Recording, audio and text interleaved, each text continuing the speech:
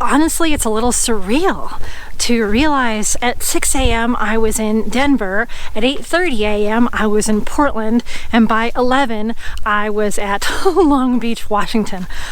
Wow. It's it's like home, but it's not. It's kind of cool, right?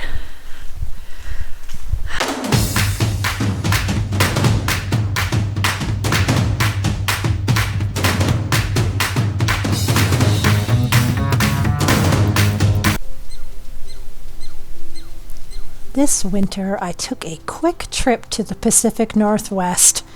The first 2 days I spent at the glorious Washington coast, but after that, I traveled back down to Southwest Washington to my parents' house. Meet Poppy, the little Papillon. In typical Northwest fashion, it was rainy and dreary and cold, but we decided to take about a half an hour and wander through the property, finding places to photograph Poppy. My mom is an avid gardener, and we call her house Sally's Salad Bar.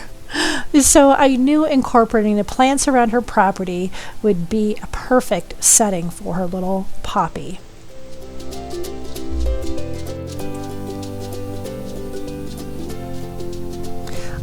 We pulled ourselves away from the nice, warm, crackling fire and started walking around the property. And just so you know, I'm using my Sony A7Riii with the 70 to 200 millimeter lens for the entire session. We started nice and close to the house here on this rock path that my mom built years ago. I knew this would have nice leading lines, and she could maybe even sit at the top of the hill and I can get the forest behind her.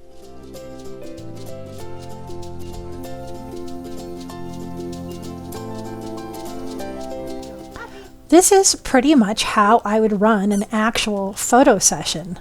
I'd have the owners nice and close. I would try the squeaky once or twice and ask the owners if she knows anything. And she really doesn't know any commands like sit or stay. But she's moving kind of slow, so I was able to get her attention when she actually stood still. She doesn't play with toys much, so the squeaky really caught her attention at the beginning of the session. That's all you need to do. A couple of times I gently repositioned her. We gave her lots of praise the whole time. I love how her little paws are on the rock there. Isn't that cute? Hey, good girl. Nice fly. Poppy, don't do that.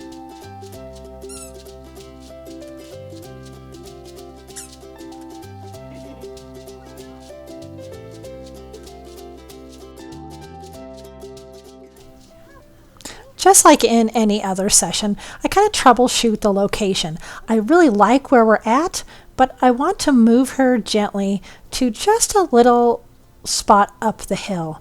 So all I've done is just let her with my hand and kind of walk behind her, and that made her move up the hill a little bit. And then when she got up there, I just scratched her back leg until she kind of moved her back end around, and she was pretty happy. But of course you can see that she doesn't know what's going on. She's not a model normally, like most people's dogs. Here I try the from above image, which a lot of people do just with their cell phones, but sometimes it has such a different look with the big lens that it's super cute.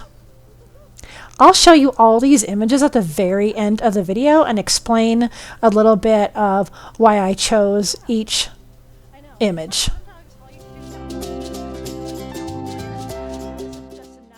Difference? Come here, honey. Sure. Come here. Oh, I'm gonna shoot through these ferns, I think. That's a great place, Mom, if she turn around face.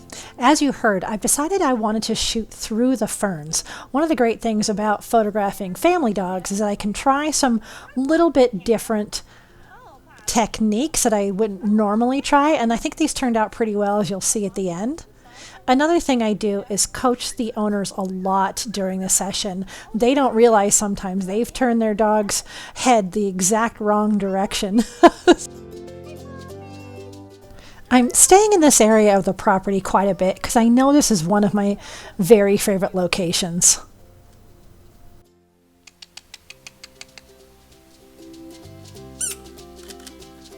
Hi, hi.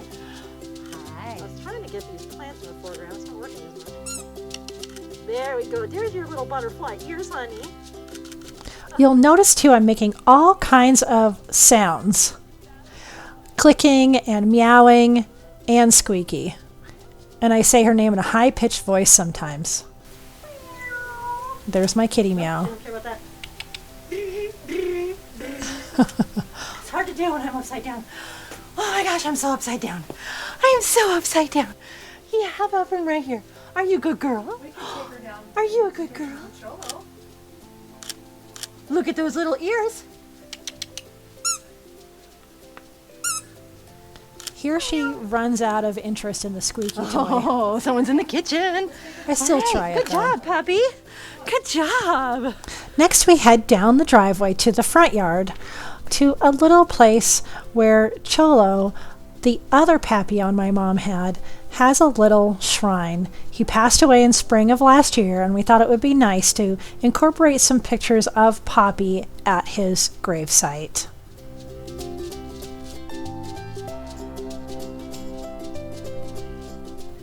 Sorry, this isn't the best angle with my GoPro, but you can tell I'm off to the left Oh, that's and Poppy's standing just in front of the little cross. That's a good girl. Oh, such a good girl. Mama loves you. Hi, Mom. We let her just kind of roam around a little bit, Come here, Pops. She's a little close now. Poppy, come here. and my sister entices her back over, That's not Sal. There you go, honey. picks a little leaf off of her, How about on the other side? Because that's where the bush, the holly bush. and then we just kind of gently entice her to each little section. Paws like that. At this point I notice, oh my goodness, she's being adorable with her paws up on there, and I think I can still get the cross in one of the frames. So I come around to the other side, No, I'll move over. It's fine. and she just stayed up there, so I took advantage of it and got lots of cute pictures of her with the little front paws Paws, they're adorable. up on the wall. Honey, those are good. No, what a mom. Good girl. As in all of my sessions, we give tons and tons of praise. Here I'm noticing her tiny little paws up on the retaining wall, and they're so cute. Look at her feet in there. So cute. Girl. I know this is the second favorite location for this session, so I spent a little extra time at this spot, getting several different angles. Oh my gosh, strike a pose. And this is my over the shoulder. You know. Good girl. I'm doing so good. Good girl, honey. I'm a good girl, huh? Oh, she's a good girl, honey. From there we walked along the front yard to this log retaining wall. I did take a couple of pictures in here, but only a couple, and we continued on down the yard to the next location. This was our last location, and my idea was to nestle her next to the fern and the moss-covered rock in some of the plants. Back legs can come forward just a little. She looks a little awkward. You could see her back legs were a little higher than her front legs, so I just had my sister help her move just a few inches forward and then grab one of the Thank you. weeds out of the yard. Way on the ground. I'm laying way on the ground just to the right of the frame. There you are. She's like, what's happening? Hi, Poppy. Good girl. Mom, make a sound. Hey, hey. Good girl. There we go. Poppy's a good girl. Yeah. Yes, there is. Yeah. Okay. You can come close. Okay, Poppy. Hi, Poppy. In the end, I let her walk straight towards me so I can get some action photos. Oh, Poppy. The entire session only lasted 20 to 30 minutes. Like I said, we were between rainstorms in the Pacific Northwest in the winter time. Next, I want to show you all of the finished images and some thoughts behind them. This is a sampling of the final 33 edited images. Here she is in one of the very first images on the path with the forest behind her. Here's the very first time she heard the squeaky and swiveled her head, surprised, and you can see her butterfly ears go flying.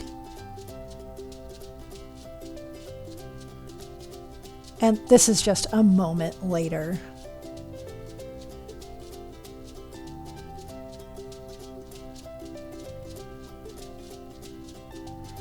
Now I really like this location and show a lot of images of her full body with the forest around her.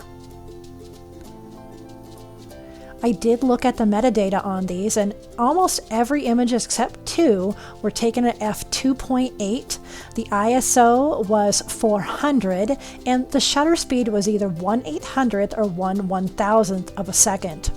In post-processing, I did increase the exposure some.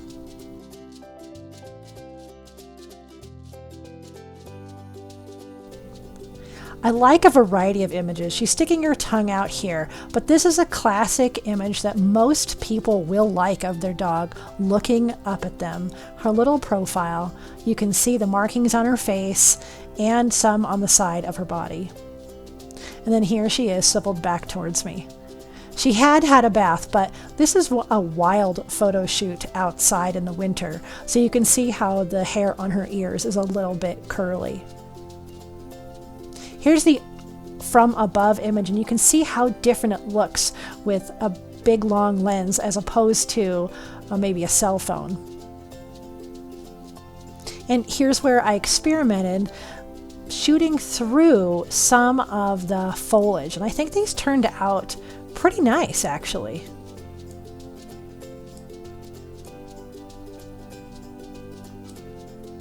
This is a pretty good representation of what I would shoot on any paid professional photo session. Lots of variety. And here we are in the front yard at Cholo's memorial site. This is probably one of my favorite images from that location. This one, when she put her paws up on the log, you can see the cross just in the background, and then looking up, very touching images. And then I came around and got her looking straight towards the camera. Her little paws are just adorable up there on that log.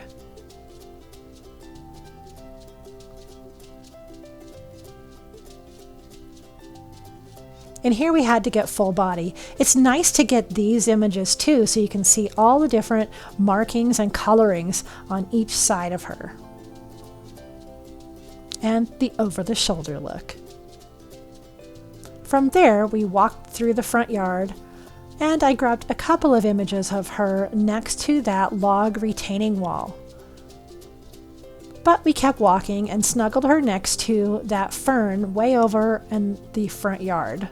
I got very far, laying completely down on the ground, and that's why you can see some of that grass blurred out in the foreground, which gives it a nice frame. And the last image of her running right towards me. I hope you've enjoyed this behind the scenes brief photo session in the Pacific Northwest of little Poppy the Papillon. If you enjoyed this video, remember to paw that subscribe button and hit that like button too. And as always, I wish you many woofs, purrs, and TREATSs.